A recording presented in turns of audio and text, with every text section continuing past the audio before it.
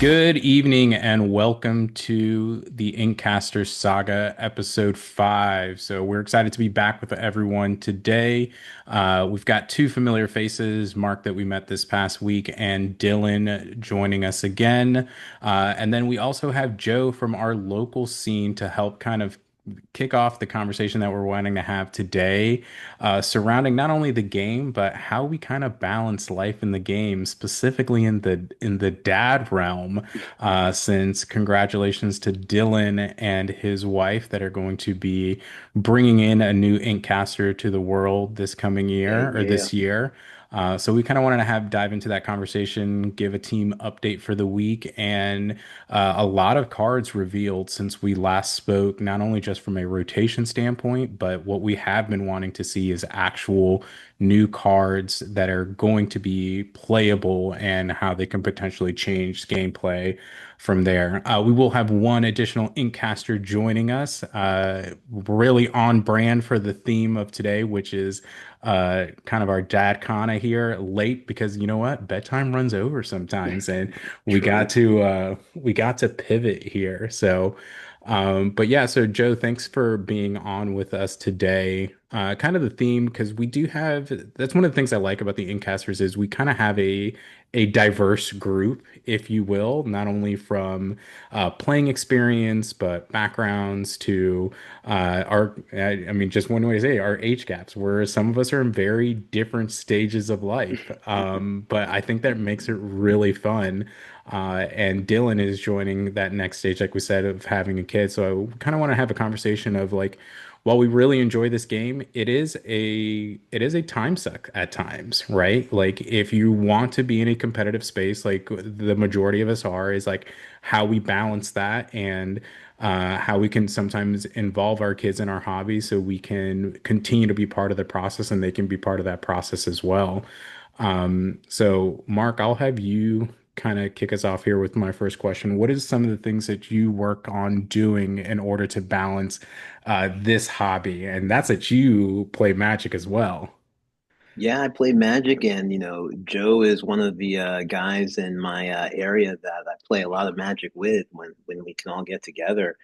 And for me, when I tripped into Lorcana, one of the things that I realized real quickly was I wanted to be able to play at a semi-competitive at least level. And in South Florida, we've got a great scene, a lot of great stores that support us. But it is, like you said, you sort of have to pick and choose how you're going to do it. I'm so fortunate. My wife and kid in that aspect are super supportive of, me playing a game. Maybe they just want me out of the house. I don't know. But I can say this much that I'm so really fortunate to be able to participate as much as I am. And I'm happy they support me on that, and I'm happy to support them on the things that they want to do as well. I think it's a little bit of a balance, of give and take in that sense. No, 100%. You've got to be able to balance. One, it's nice to be able to do your own thing as a dad, right? And that's kind of a Hmm. piece of advice that I'll give you, Dylan. It's especially as the kids get older and you have more activities, you want to make sure you have that balance in the sense of like still keeping your identity. Like you're going to be a dad and that's going to be super important, but you're still Dylan, man. You're still crushing and coming to set champ saying you're gonna have playing a tier 3 deck and still run away with second place Rock on the the stomp. weekend. Hmm. But yeah, and I agree with you, Mark, of the balance. That's one of the things that I've had to kind of work on as well. Is for me with this game is man, I've super hyperfixation. Like when I got into this, I'm like, oh yes, this is it. And I'm a super into golf also. So those are two tough hobbies to balance with the family because of the time commitment. Like Oh yeah. I go out for a round of golf with my neighbor Adam and we leave at 7 in the morning and we're back at like 1:30, 2 o'clock. Ready Uh for a nap. yeah, ready for a nap. So For sure. the balance is definitely important, and I think it's just kind of the compromises. I think that's been a huge thing for me to work on is just continue to compromise and kind of working around the schedules. Like, hey, I know Tuesday, Thursdays we got Taekwondo. So got to work around that and fit the podcast in a little bit after that. But Joe, let me ask you, what are some of the things that you're doing to help kind of balance that hobby? It's it's really tough between, having to work and have two kids and trying to get these hobbies in. You really have to make time for it. Like anything that you want to do with your family, when if you say you're going to have the time to do it, you make the time to do it. Um, but to be able to balance the having a family with a dedicated hobby, with trying to bring your kid into the hobby, um, you you have to make sure that you impress upon them, that they have to take care of their responsibilities first, that we're gaming and it's fun and it's competitive, but there are other priorities in life. You really have to, get that balance in them as well. That it's fun and it means a lot to all of us, but you have to keep your priorities in line. Absolutely. And you mentioned bringing your son into the game. So Ethan is always a trip. Anytime we have him at an event, we were laughing in a good way about set champs on the previous episode where we were talking about when he was playing Mai and just shouted like, "How many Hades do you have in that deck?" Uh, I felt bad because hey, I think we've all been there with Hades, but For sure. how did you get Ethan Yeah, into the game? well, there's a just a sidestep real quick. There's something really nice about getting to see that raw emotion because all the things that we're feeling and we're thinking, and we just kind of sit there and they say, okay, Snake, Hades, and you're just like, sure, okay. And you just keep playing the game. You But just when take you're a it. little kid, you can be like, yo, how many Hades? What's going on? And if one of us were to do that, you'd be like, yeah, chill out. Um, but as far as getting Ethan into the game, um, we actually started with like Pokemon. Hmm. We got like a Pokemon starter thing. We played a couple of games, and then we tried to build decks. Like Mark, I play Magic also. So I'm used to like being able to build decks, for the games I'm playing. And with Pokemon, you can't just like buy a bunch of random packs, I guess, and build decks because if you don't have the evolutions and it doesn't work. So Yeah, we played Pokemon for a little bit. I heard Lorcana was coming out, so I went over to Prodigy the weekend the game came out.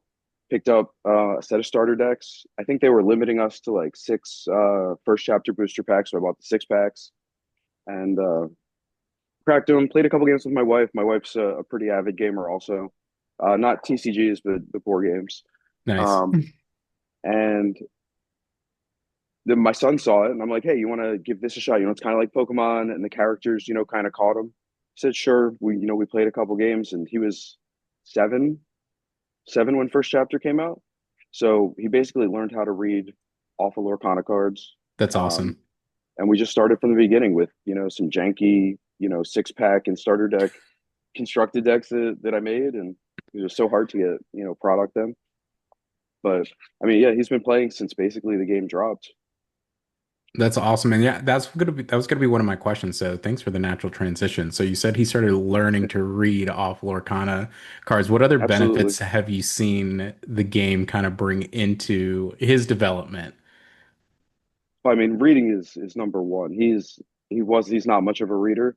So to be able to get him to have to read these cards to know what they were going to do, um, was a really good push for him.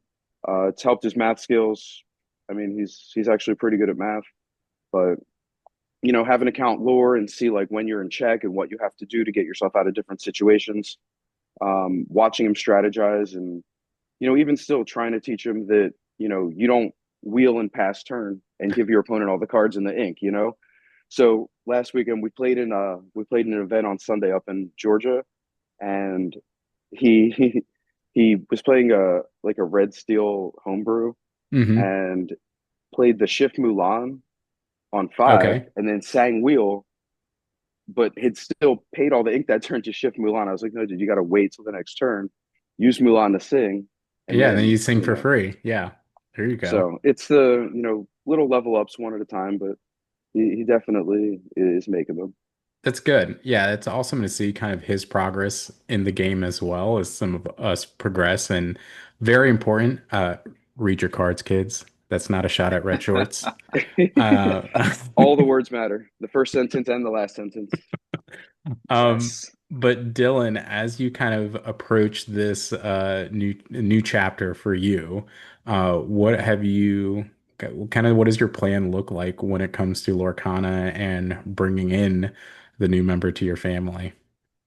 Yeah, I mean, it's interesting because like I see like Joe and Ethan playing, and I'm like, oh man, that's gonna be so awesome when I have a kid I can just jam Lorcana with. But I mean, obviously, I think with a baby and being first time parents, that's probably kind of gonna just take over our lives for a little bit.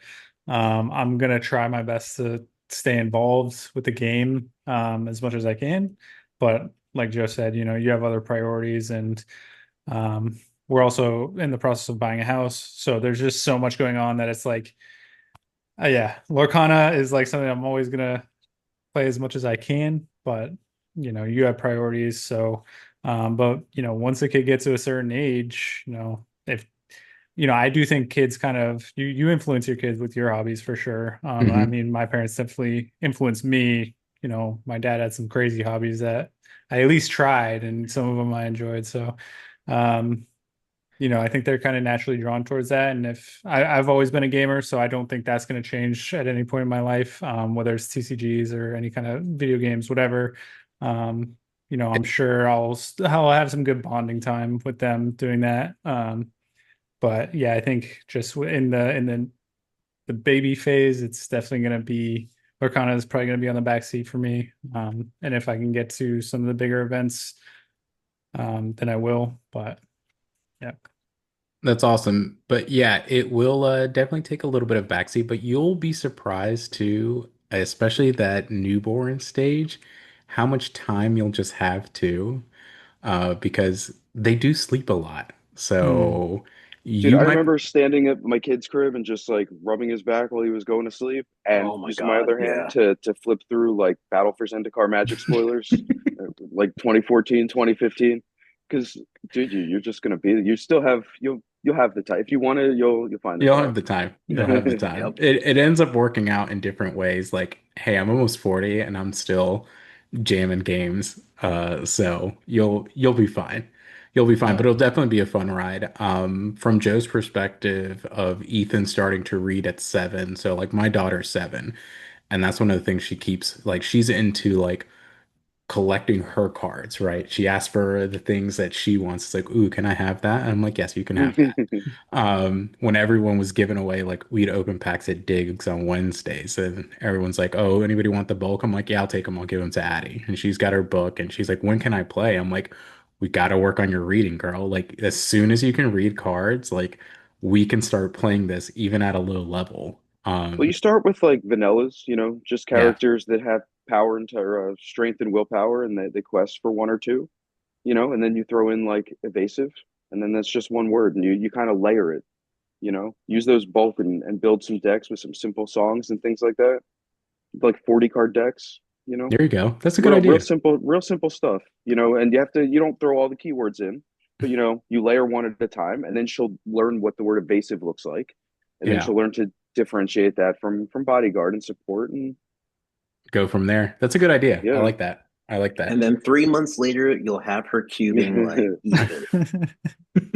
So, Joe, you run a Lorcana cube, right? Yeah, yep. So Love you limited. have you completed the cube yet for the current set? Yeah. Oh, the cube's ready.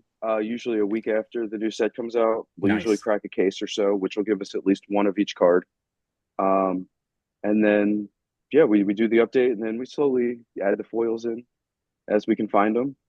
But it's yeah, the cube has been a great project. I mean, cubing comes from Magic. If you don't know what a cube is, it's basically just a custom draft set where you make the rules up, you put whatever cards in you want. You create 4 12 card packs, and you draft it just as if you were opening Rain and Jafar boosters or Fabled boosters. Um, Except the decks get way more powerful, fun interactions you wouldn't normally see. One of the things I love most about Cube is, and just limited in general, is you get to play with a lot of cards that you don't normally see. Hmm. Um, when you play constructed, you're playing with the top like 5% of cards. It's not a huge card pool, but you only see so many. But there's a lot of really, really good cards out there that just don't crack constructed because there's always something that's a step better. But cube is cube's a great way to get better. Well, any limited really. I think that's how Ethan's improved most because it teaches you a lot of the fundamentals of the game. It shows you a lot of different scenarios that you wouldn't normally see in a constructed game. Um, and it's always changing. Your cube decks are no, I mean, draft decks are rarely the same at all, but cube just adds a whole nother layer to it, especially when you can take cards out and keep customizing it to play how you want. Very nice. And Mark, you joined those cubes as well, right? Oh, every single chance I get. I don't know if I've missed one yet, and I try not to. I mean, so again, coming from the Magic background in Magic, limited is a huge thing. Everyone's looking for that next set and trying to go out and draft it and the like. We're coming out of a really, really great set of drafting from Magic into a set right now, which I sort of wish I could go back. So I'm not too upset with putting a little extra time into Lorcana for the next 2 months until the next set comes out for Magic. Probably a little bit too quickly, but Joe's cube is fantastic. He curates the singleton cube. That how many cards is it right now, Joe? 576. It's enough Ooh, 576 for cards singleton. 12 people. wow. Every time a new set comes out, he goes and he tables this entire set. It's across his dining room table, and he'll take a picture. I'm pretty sure he's standing on a ladder so you can see all 576 cards. And you're just sitting there like zoomed on in, like, all right, all right. Oh, wait. I know I've got that in foil. Joe, I got you on this foil. It is a great amount of time that he puts into it, and it creates a fantastic product that you can just go in, and every cube's different, super powerful decks, huge, great fun interactions. And anytime you sit across from Ethan the Savage, he's gonna give you a hard time. So it's really great games all around. Well, and Oh, I think Ethan's the best to draft with. He just is shouting the The whole entire time time. about all the cards he's saying. Dylan How played in is the this last one. still here? and I think Yeah. that's a good point to make with the cube itself is like we have the conversation like for Dylan, like how do you continue to enjoy your hobbies while still balancing a family, right? That's something that you've created that you can do inside your home, right? Bring Mhm. people to you, and it kind of can be a family event. Ethan's involved, you're still at home, you're still participating in the hobby that you like. It's just not going to SSG for an entire day of a tournament. Different experience, Mhm. different stakes. Obviously, we all want to be super competitive, but like you said, Mark, sometimes we gotta be semi-competitive. But at least that way you still can shuffle those cards and try and get some wins off some other people and try a different format altogether. That's right. Mark, what have you done with your family as far as trying to get them into Lorcana in any way, shape, and or form, or is that in the cards for you and your gang? So it's sort of interesting. Like I think it was 2 or 3 months ago after having dinner with Joe's family, we're like getting in the car and my wife's like, do you want us to start playing Lorcana? I'm like, yes, please. I would love to have some people to jam games against, and so I can, do a little bit better, or, show a little bit of dominance. No, but in all honesty, we were gonna set that was gonna become our Friday night thing. Then something came up and we never got back into it. There is that web app that I don't know if we're allowed to say the name of on this podcast that lots of people test and the like.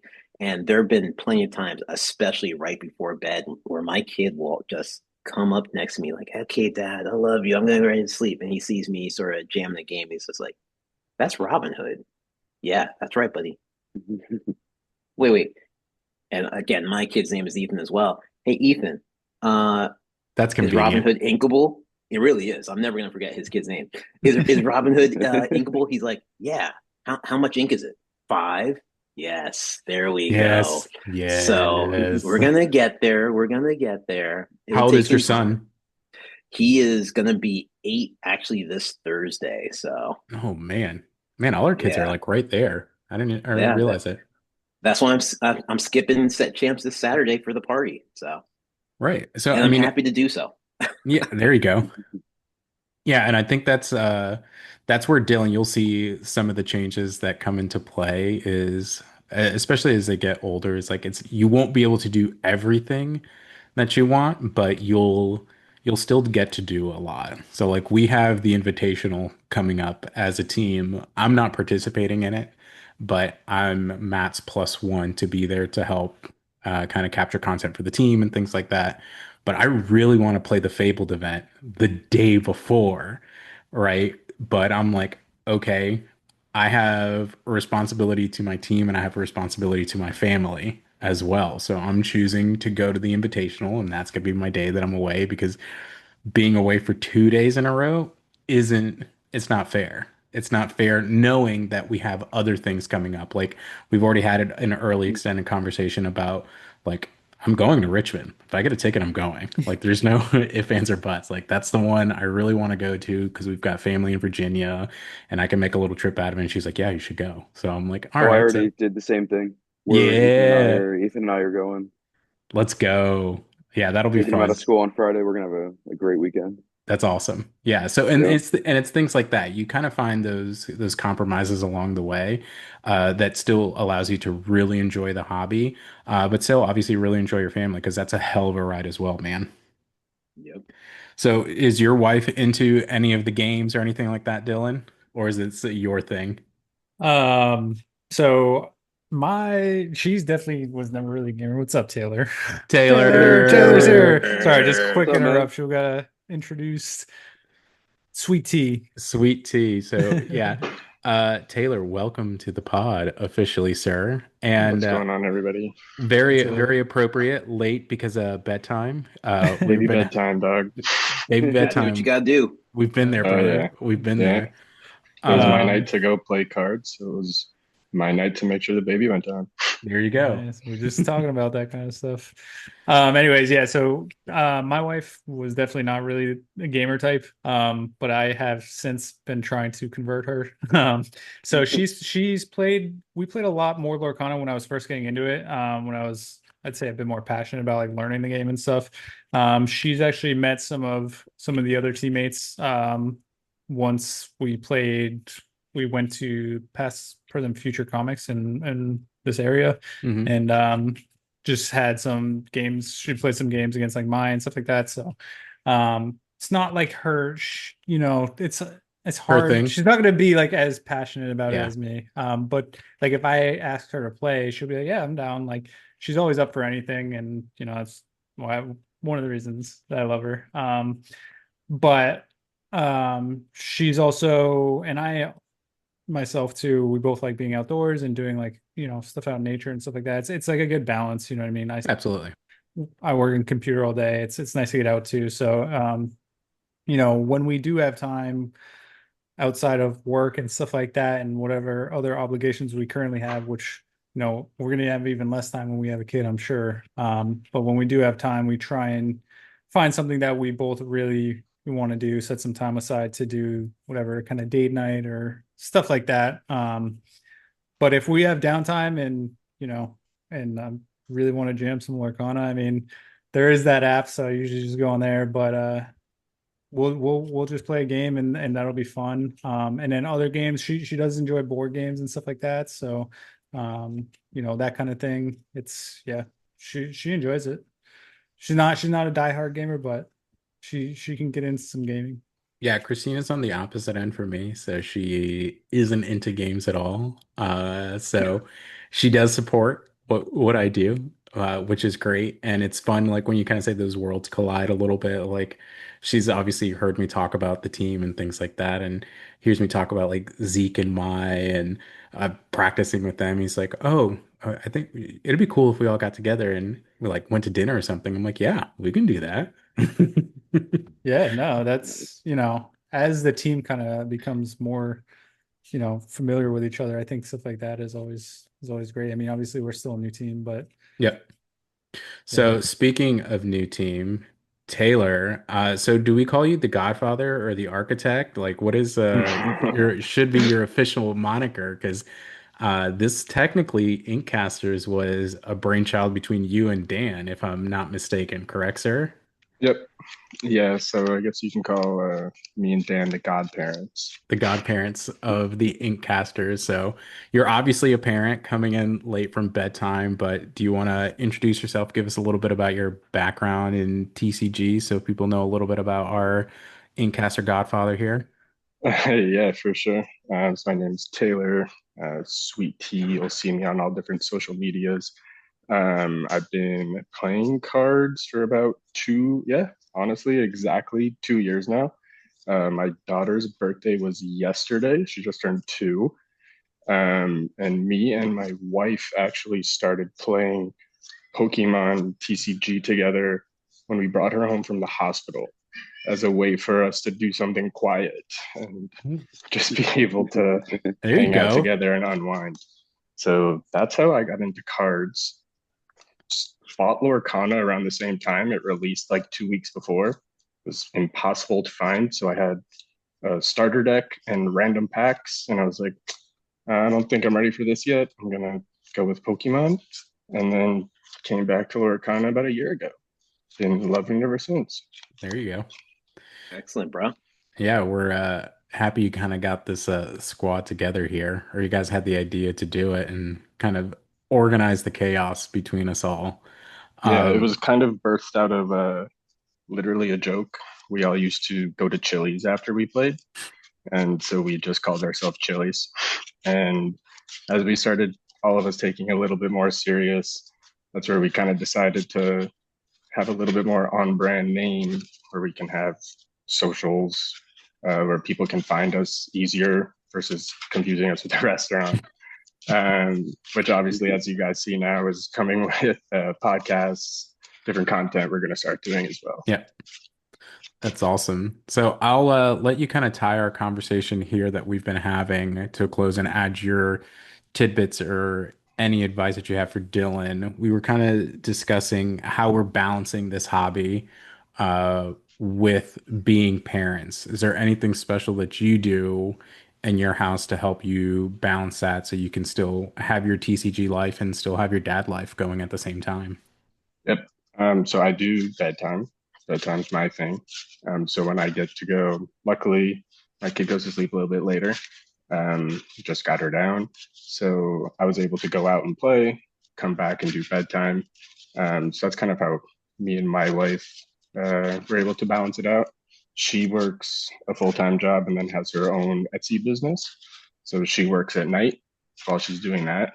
So that's pretty much the way that I was able to find helps balance it out the most. I got cut to one night a week, Dylan. So good luck with that. I'm sure you One guys night will obviously crew. figure it out. Yeah. Dude, I get Um, zero nights right now. It gets yeah, easier a when they lot get of older. yeah, we'll see. Well, Joe I'm has sure it two. does. I'm Joe sure it Nine has and does. nine two. and 11. I got one starting middle school next week. We are terrified. I am beyond terrified of middle school. Middle school, man. Next Monday, man. Yeah, man. For my oldest. It's wild. But Like yeah, a lot yesterday. of Discord practice. Yes. Discord practice. Discord practice is key. That Like honestly, we were that's saying, with the team forming, it's really helped me personally be able to have a group of people that all play different decks and be able to get that practice in when I'm not able to go 2, 3 times a week and go to right. multiple tournaments monthly. Luckily, we have SSG where I can hit a nice tournament every couple months. But yeah, I would say Discord practice has been my biggest thing. Finding that balance with your wife to figure out what day obviously works best. My wife gets nails done on Thursdays, so I'm not allowed to go on Thursdays. But yeah, you'll find the balance, man. Yeah. And You'll obviously, we're all here to help guide you however you need. Story. You're gonna be a good dad, dude. no Don't worry. 100%. Hey. If you're half as good as dad as you are a card player, you'll be all right. You'll be all right. Sounds like You'll a be tall all right. task. No, yeah. No. You'll listen. When it comes to parenthood, there's no like there's books and all that crap out there. No one knows what they're doing. You literally just figure it the F out as it's going on. True There's gonna be story. there's gonna be situations where you're sitting there and she's looking at you and you're looking at her and you're like, what do we do? I'm like, let's try this. Uh, And it's like like in the middle of a card game. You're like, I don't know if this is gonna work, but I'm we're gonna gonna go send ahead. it. We're gonna send it and see what happens. Hmm. So you'll take some experience from Lorcana and apply it to your dad life there. But yeah, I think that was a great conversation, and obviously bringing Joe in here too.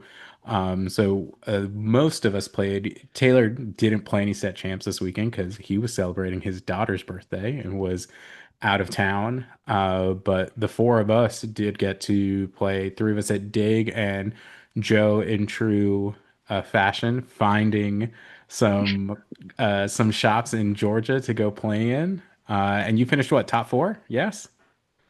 Yeah. Oh man. So we showed up Sunday morning. I got my wife to give us the slip to go play the event while on Mhm. vacation. Uh, we're all sitting there ready, 16 people capped. It was supposed to be a quick 4 rounds with the top four. You know, they cap at 16 is really nice.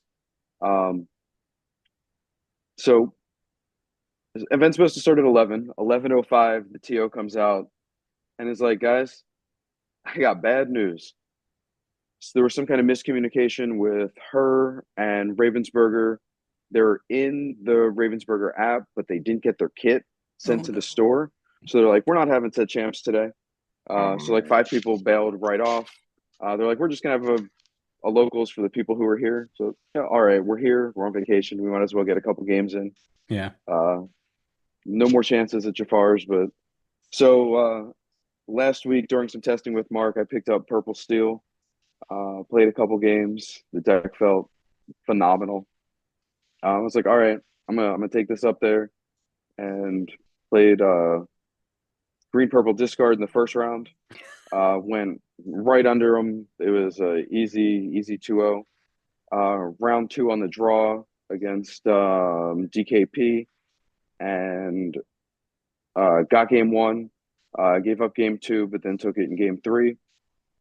Round three was against Dogs. Uh, Game one was pretty easy. I think I was on the play. Game two, it was Daisy, and or uh, Daisy Lady. There were so many daisies in this matchup. I went 0 for 5 on daisies in that game. All the removal and card draw to the bottom, but took it in three. Intentionally drew with Ruby Amethyst Evasives in four. We played for fun and had to pick them up because everyone else finished first. There you Then I go. just conceded in the top four to go meet my family at the aquarium because we were playing for nothing, and we went on the way. Then So Ethan, you were the real winner. I was the real winner. I Truth. went and took all the packs from some random store. They're like they're tell. I mean, so the other 9 or 10 people there, it was basically just their local scene. Yeah. So they all know each other. They all know each other's decks. And And here comes Joe. and I heard them telling the guy he had to like protect the house when we were playing in the last round. I was like, we just drew. So, That's funny. um, but it was fun. Ethan had a good time. Ethan won 5 packs, cracked 3 legendaries. No way. Good for him. I won a dozen packs and cracked a legendary. So that's about how it crumbles. We had a Hey, good but time though. We got to meet some new people and play in a room with 0 copies of Steel Song. What was well, Ethan on? Ethan was on Ruby Steel. I want that to be Ru- so good. I thought that was going to be so good last set Nice. so six. so like he needs it has a little trouble with evasives, but the deck does a lot of powerful things. Hmm. Seeing that Mulan legendary get reprinted, the Steel Mulan, the Rummager on one into being able to shift. When you shift that Mulan, that card doesn't get played, but that does some really, really devastating stuff to a board, and people just don't expect it. And he messed a couple people up real bad by shifting Mulan and just like Atta boy. mowing down It's their board. awesome. You A know, savage. yeah, people they just didn't see it coming. I mean, maybe a better chance in this next set, but with the set seven Mushu, giving everyone the two lore for for killing stuff. I think that deck has legs next set. You still Yeah. get Shark. Oh, totally. It's good. Yeah. I really, that challenger deck seems to be moving up the ranks, which will be fun to see. So that's awesome that he was playing it. Um, I was still on the same 60 again this weekend. The green purple discard, the Jordan modification of Jordan's list. I made one change going into this weekend of adding an additional cove, which was nice. It did come in handy game three that I played, because I knew I still had one when I was forced to ink one, and it just kind of locked up the board for me in a positive way where they couldn't do anything, which was great. Overall, I finished top eight, which was nice. I think it was sixth overall, because Mark, you were eighth, I think. Uh, Or no, dig. No, at Dig, I was you were fifth. I fifth. was fifth at Dig. I was eighth at Hey Wanna Play on Saturday. That's right. That's right. So got another card, which I was happy about, and I lost to Dylan game one. I'll let you tell him let Dylan speak about his deck, but yeah, that was just one that I wasn't used to playing against, and it was doing certain things that I was like, okay, well, that just happened. So I'll let Dylan tell that story, but I played dogs for the first time this set champs and in a while, and that was an interesting Oh man. matchup. We went to time and we tied, which was super fun. Uh, but at the same time, it was fun playing against that deck because I hadn't tested against it at all. And I said that last week that I'm like, oh, I'm glad I didn't run into Jack the previous week at Prodigy because I hadn't tested against Churna Dogs at all. And I did go up against it this weekend. I think it did pretty well aside from going to a time. But it was very easy to figure out the lines, especially once you got to a certain point. Bruno'd out a turn a dog, beef something to wipe a bunch of the ladies out that were getting the extra lore pips. So it was good. Overall, happy finished within the top eight, two cards for the set champ season because I'm not playing in one this weekend. But yeah, and Dylan, what about you, sir? What did you do to everybody on Sunday? So I ended up playing a deck that just kind of looked like fun for me. I wanted to mix it up. So I ended up playing the green red discard deck that won a 5K not too long ago. It was like a 73 player tournament, and it's not a deck that I haven't tried before, but it's different in the sense of it wasn't running the Robin Hood Sharpshooter, which I think most people are kind of under the impression that that's almost a staple in that deck, but it is kind of clunky. So I did like the idea of cutting it. And I think another reason to play this deck this set, especially pre-rotation, is because of the card Undermine. I think that card is extremely powerful, especially right now. Again, pre-rotation with Prince John, that deck has probably the most discard, or maybe just about on par with Amber Emerald discard. So with you run three chips, four undermines, four sudden chills, four Brunos. It's just got all of it. So you run four Prince Johns, and your goal is to basically just discard them. And then everything else from that is kind of just like a toolkit. Like you have sharks, you play a lot of actions, you run like a Dragonfire. I mean, Brawl. There's all just like tools that you can use to kind of stabilize and stop your opponent from pushing too hard. Um, but yeah, I've always liked the color combination, and I've always tried to get it to work. And again, I've tinkered with similar variations of the deck, and yeah, I just think Undermine's an extremely powerful card. The deck can do a lot of cool stuff, but at the end of the day, it's got that green core discard package with Diablos, Prince Johns, Hypnotize, stuff like that. Like it's not far off from what you'll see in a green purple discard or a green steel discard.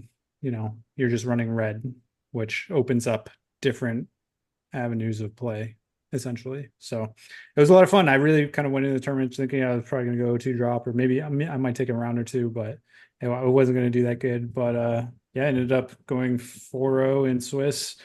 Made it to the finals. Made it to the finals and ended up playing someone that I 2-0'd in Swiss, and Game three hand, I didn't. It was bricked in the sense of I had like three Pirate's Lives, two Sharks, a Dragonfire, and like a Prince John. Like I just couldn't play the game for the first few turns, and that was the first time that happened all day. And what are you going to do? Just not much you can do there. So ended up losing to Alex in the finals on Green Purple, but it was really close games too. But it was a lot of fun. I always like especially towards the end of set champs, especially if I've already like got a mat or whatever. I really want to play something that I'm gonna have fun with and see if I can really push it to its full potential. And that's what again, that's what brings me the most joy. Usually, like obviously bigger tournaments, I'm going to play a more meta deck, something that's got more reps. But it was a lot of fun. I unfortunately did run into Dave. Round one. He didn't know about Undermine. He played in Iago. I had a Prince John on board. Things happened, but now he Yeah, knows. And yeah, I had the Iago, and the other thing is I was holding it too from like attacking because he had the queen out. That I'm like, okay, well she gets beef if she takes damage. I want to make sure I can let's kill the cove and then be able to kill this. So I was playing strategically and smart, and not one of the things I typically do is just turn cards sideways, right? I'm like, let's be smart here. And next thing you know, Undermine comes out, and I'm like, now what does that do? He's like, oh, well, it beefs a character and I'm targeting Iago, so beefing him, that's an action, he's dead. I'm like, well, poop. And then I was just completely dead. And then and game you discard a card, and I and I draw a discard a card. card. Yeah.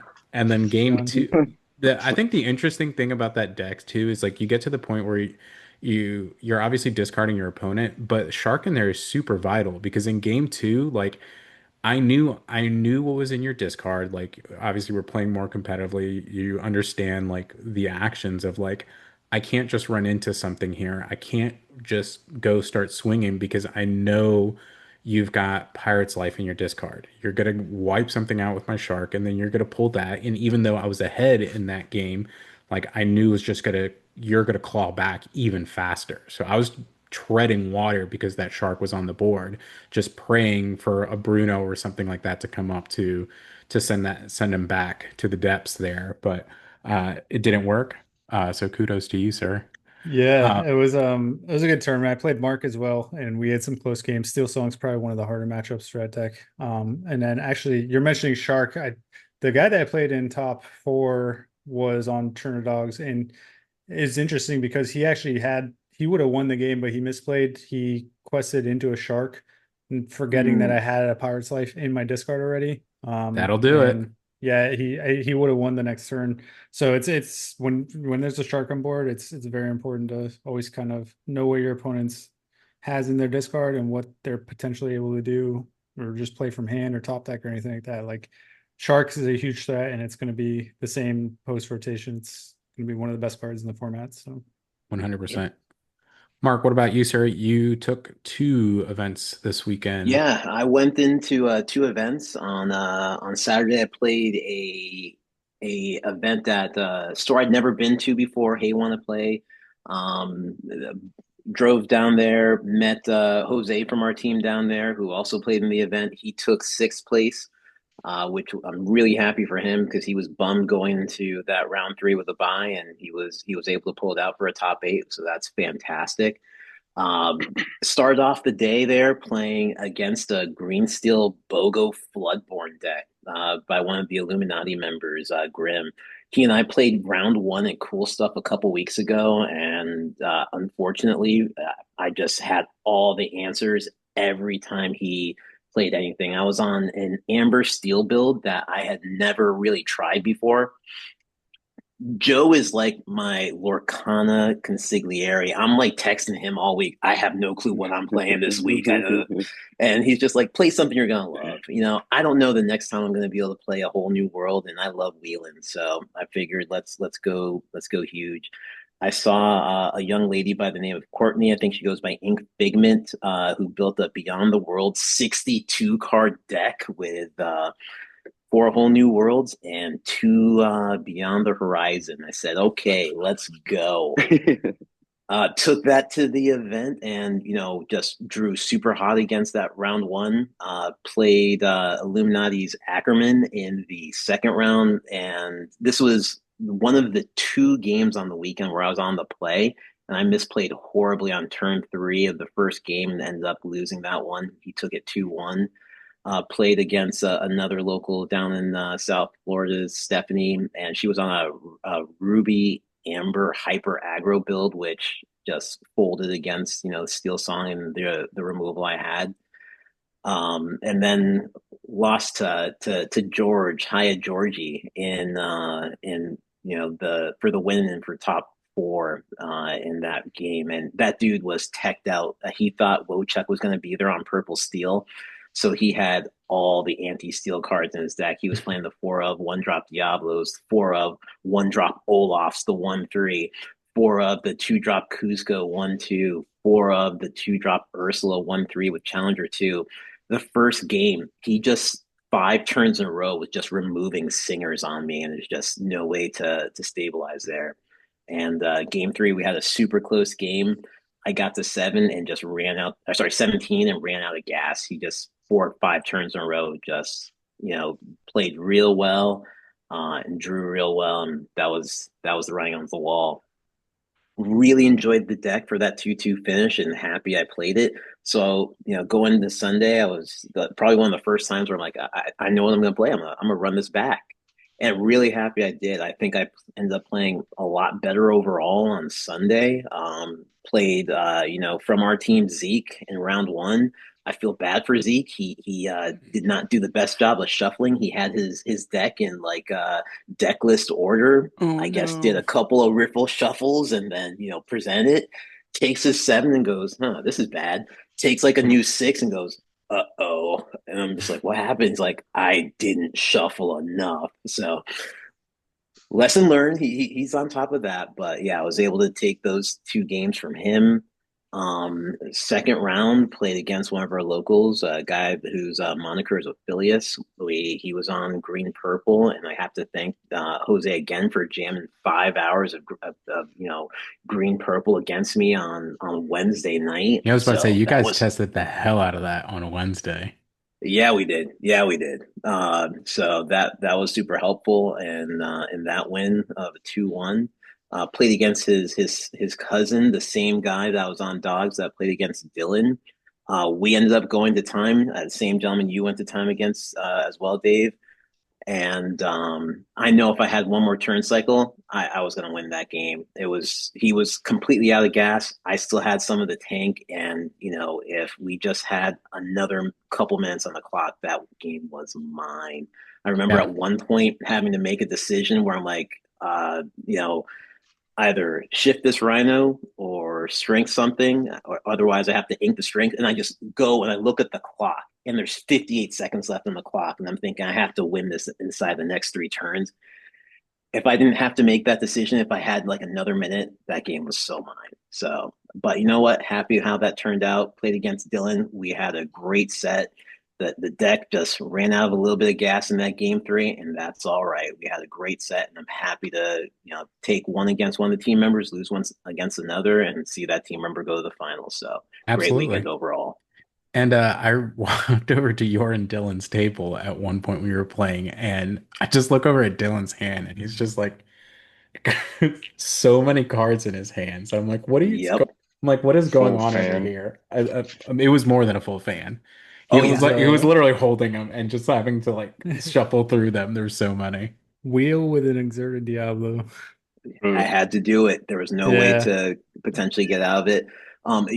So the Yeah, the deck I was playing was playing looked 4 of Namari, looked like and I'll this. tell you right now, yeah, it was like that, Dave. You're right. No, it Uh, 100% was. yeah, Namari is a bully, and against a deck where they're just discarding, you always at least want one in hand with Namari, so you can use her ability at the beginning of the turn, filter through, get the best cards to you, and not being able to utilize the 4 of them in my deck with him just ripping apart the hand was really advantageous for him for those games. Overall, great set.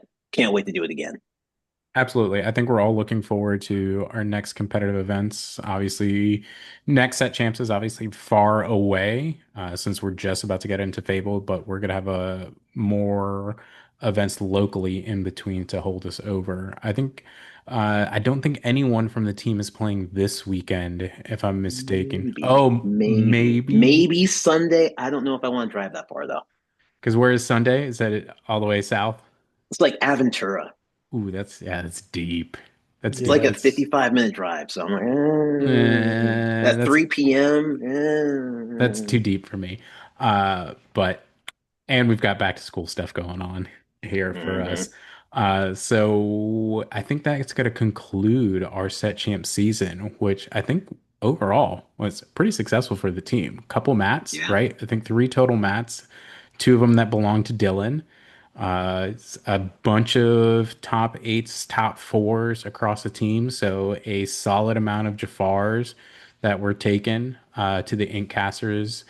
So we look to replicate that next season and do even better at some of the bigger events that we have coming up.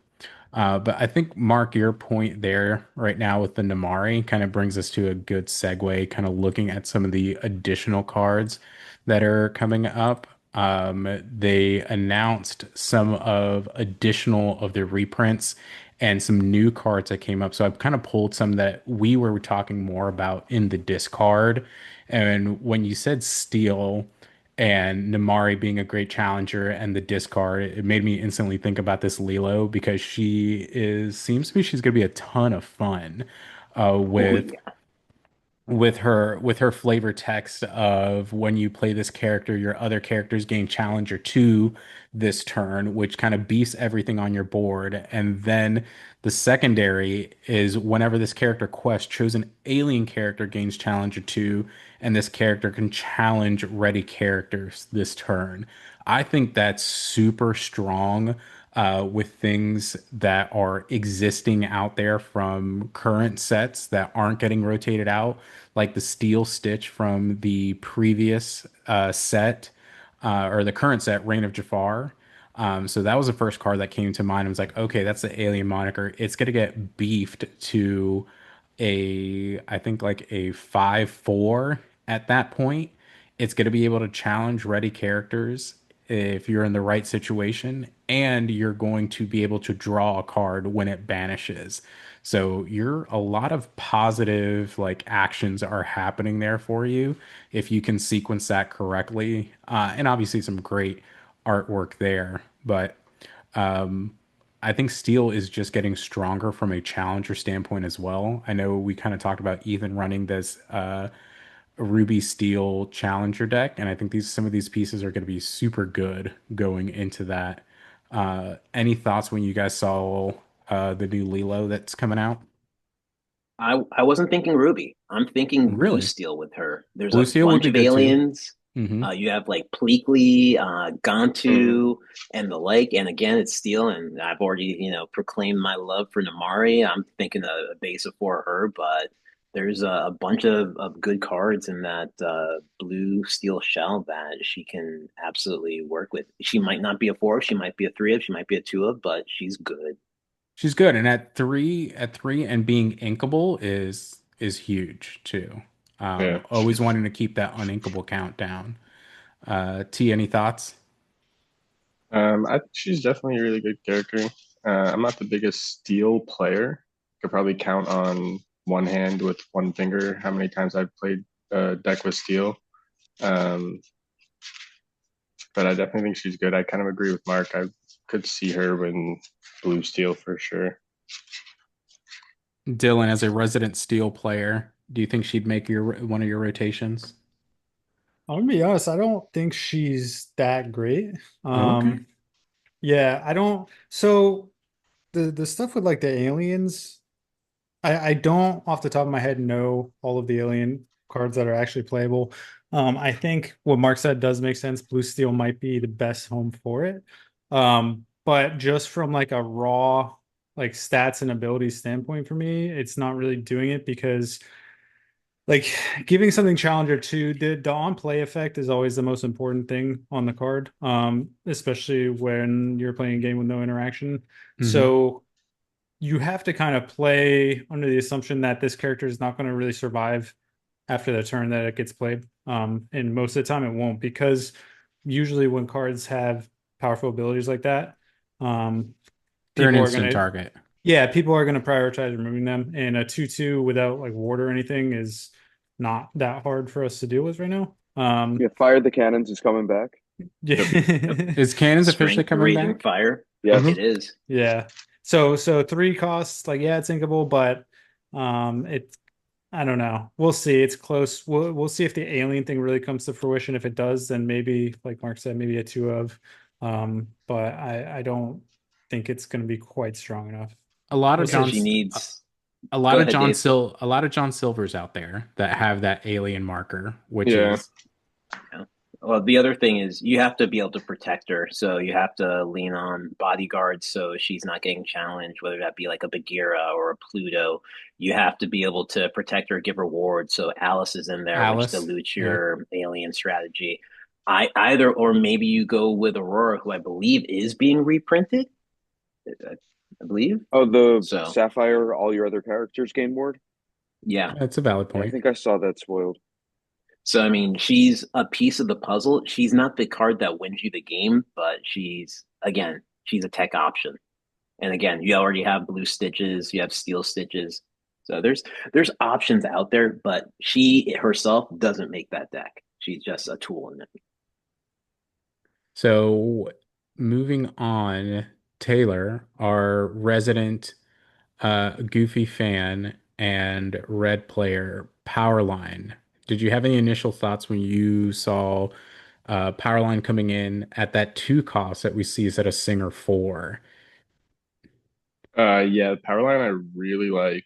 Definitely some things that need to come back for red blue for that to be a really good card on turn three. Um, I kind of like it for red steel. I kind of like that package, the power line with the sharks, the strength coming back, hopefully more steel removal songs because it's looking like Red's removal is kind of going out the window. So I kind of like that there, but I think the singer mechanic coming outside of Amber is huge for the game. I've always said since I started playing that I think that that should happen, so I'm really excited for that. Mark, you feel any way about that? Um, Your singer's going elsewhere? so y'all know I'm a huge Amber Steel fan, and you know, songs are probably the most powerful mechanic in the game. It's arguable that they are. Especially with the ability to have like a two drop power line like this that can upsing to four, be that sort of troubadour, that sort of Ursula, which is super impactful. The question is, what are the songs this is going to get to sing? And I think it's got to be a steal, or we have to be in some form of a meta where there's a good four drop song for this to take advantage of. Taylor, you're the Ruby Sapphire guy. Do you see a power line in there as a two drop to be able to challenge, opposing small things and maybe come out ahead on that trade and also be able to sing like a how far I go if that was to be reprinted? Again, I have no clue if it is, but just something Yeah, like that.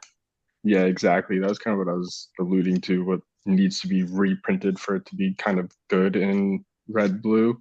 Yeah. Um, but I think it just like you said, for it to be a two drop that can oppose challenging characters, have the ability to sing for. It's really nice if you happen to somehow miss your other 8 ramp cards in the deck to Hmm. potentially have ramp on 3. So Yeah. I really like it. It being a 2 cost hurts, just like we said, fire the cannons coming back, or not 2 cost. I'm sorry, 2 strength.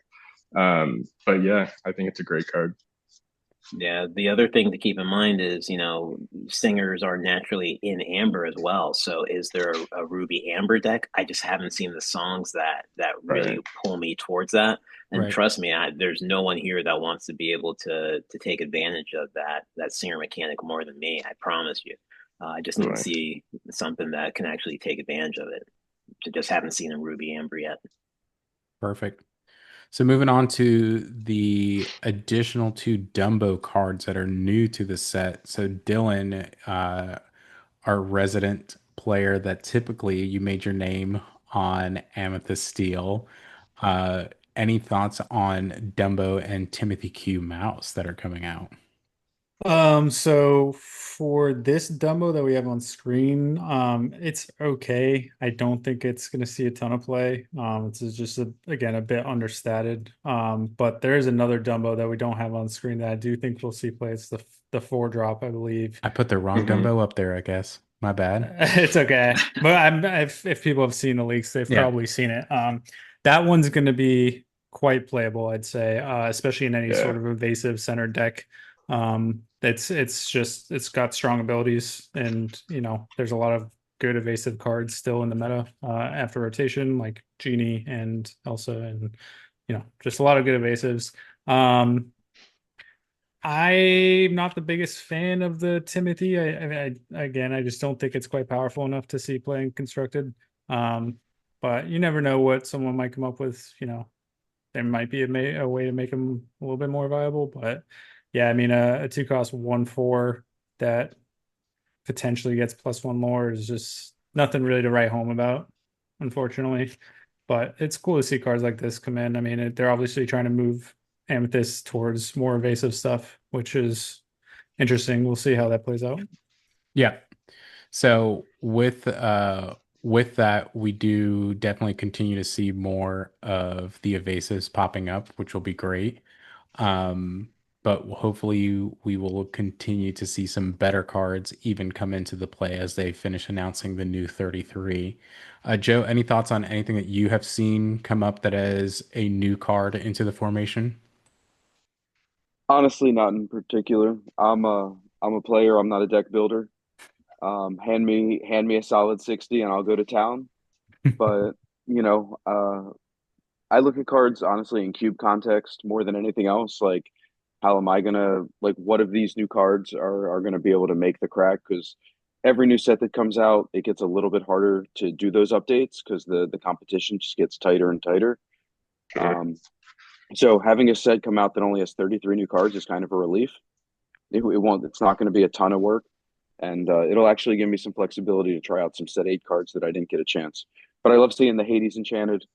Yes. Ooh, Definitely going to have to acquire beautiful. one of those to go in.